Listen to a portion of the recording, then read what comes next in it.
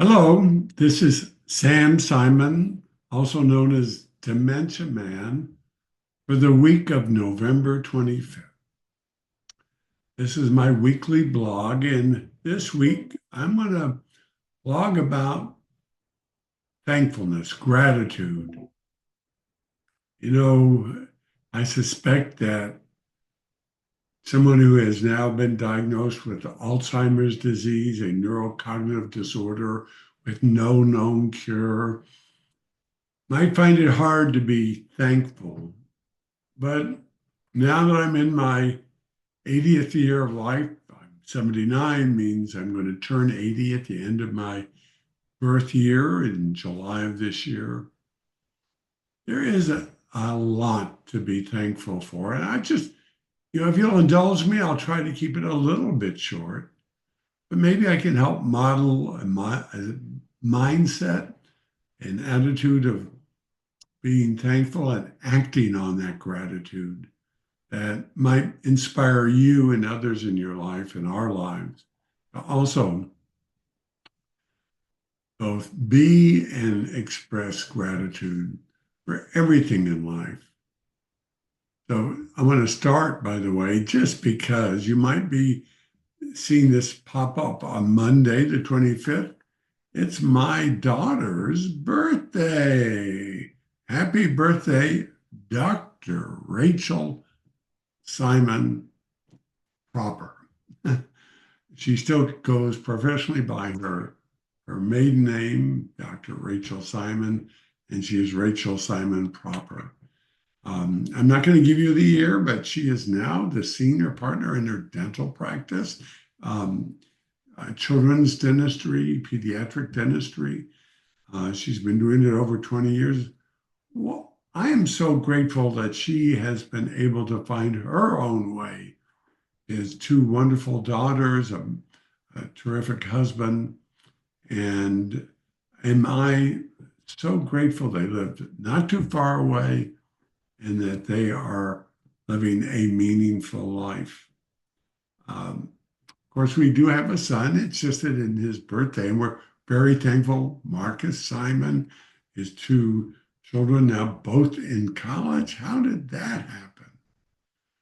But we are so fortunate that, it's not a given. No matter how hard you work and what you do, your children can grow up and things can happen. Um, just a quick thing. When he was 16, our son, in the summer of his driver's license, did a 360 in a car. That is, it turned over side, top, side, and back up again. It had a sunroof that was open. His injury was grass stains on his back as a car slid along somebody's lawn. Talk about being grateful for things that happen in our life. And for these things, there's something else, a divine presence of some sort that we can only assume had some role in that great fortune for that and to be grateful for it for whatever reason. We all do that, even for the so-called tragedies in our lives. We, Susan and I,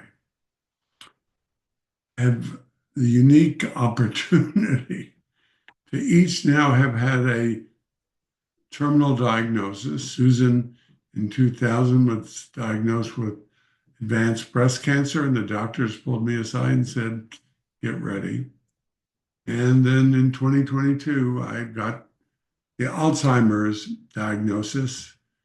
In the play, it talks about how our doctor had challenges just communicating to us the diagnosis. And it's difficult. Would we have preferred not to have it? I guess. I don't know if I had a wish list of how I wanted to go, if that was my choice, and I still don't know that. But we both have learned so much about life and gratitude and thriving within the environment in which we've been put in our our fate, our journey. We can't undo it. We can't change it. What we can do is live the best possible life with that circumstance and to be thankful for all of those in our lives that make our lives as they are even better. Of course, I never would have imagined that I could have written plays, gone on stage now for two different plays. Susan's journey, one being an unlikely survivor, overcoming her disease, and having that help her find a different career in life and working in assisted living and helping others in our community. And she's still doing that. Plus, she gets to be the most famous care partner, love partner. I'm just joking about that. There are many of you others out there. I want to also take this moment to thank all of those who have had such a significant role in making this next journey. Maybe it's our last journey, we don't know. Susan is an outlier. She's one of the most unlikely survivors in her breast cancer condition. I'm striving to be the most unlikely survivor or longest survivor of a man with Alzheimer's disease. My journey, because I do a play and and it's self-funded. I'm an independent, self-producing solo artist. There are people who have worked in this for me. One in particular, Gabrielle Mizels, has been director of both of my plays, both of which successful. Without her, I don't think I could have done it. The I'm trying to think of people like Dan McQuaid, who is also a director and has helped me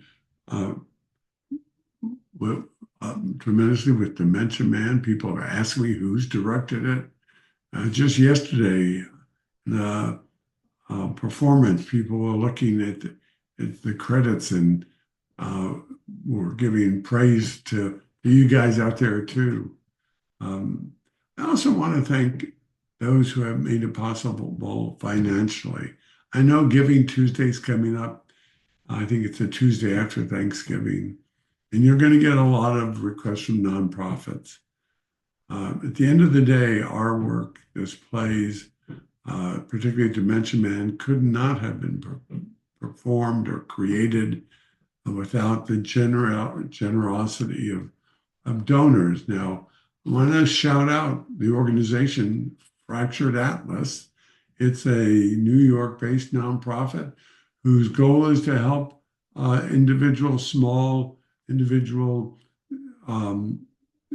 self-producing artists to do their work and to make the work possible, because their donations for us through them, Fractured Atlas, the actual dance is the name of that you need to put on the record,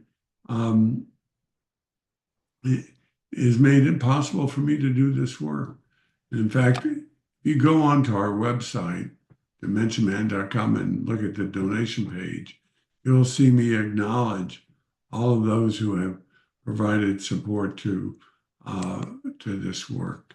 And it is, some of it's familiar. I give top booking to Susan. He's a co-executive producer.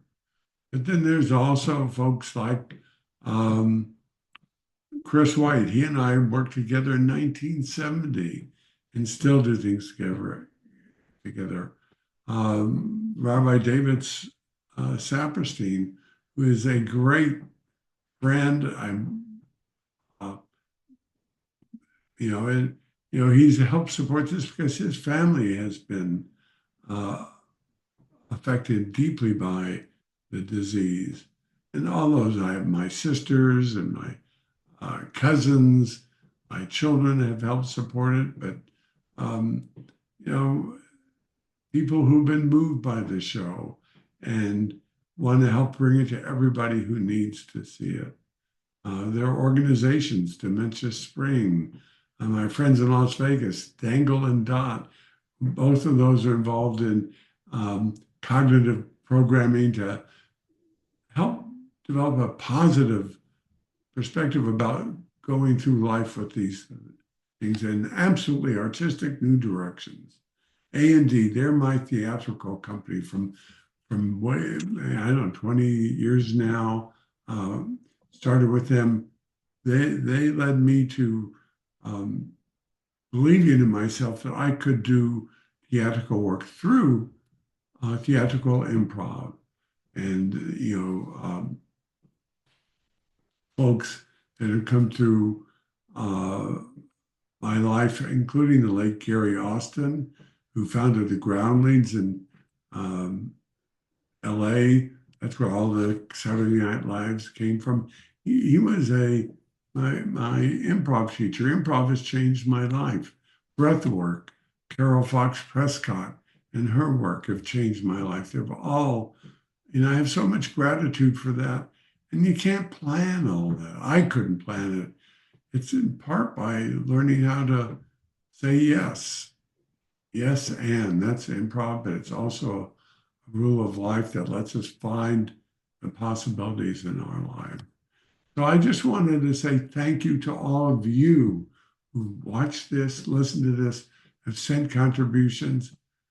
Yeah, there's a hint of a keep doing it, help me continue to do this and bring a view of living with whatever fate has given us, whatever biology. I would never have picked breast cancer for Susan nor Alzheimer's for me, in that we strive to take what has happened, tell our story in ways that give others hope and vision of living meaningful, lovely lives so they too can this Thanksgiving be thankful to all of their supporters and people in their lives. So my best wishes to everyone to have a wonderful day of thankfulness and of giving, and to encourage us all to support one another in bringing meaning and purpose, joy and love to the lives of others in our lives.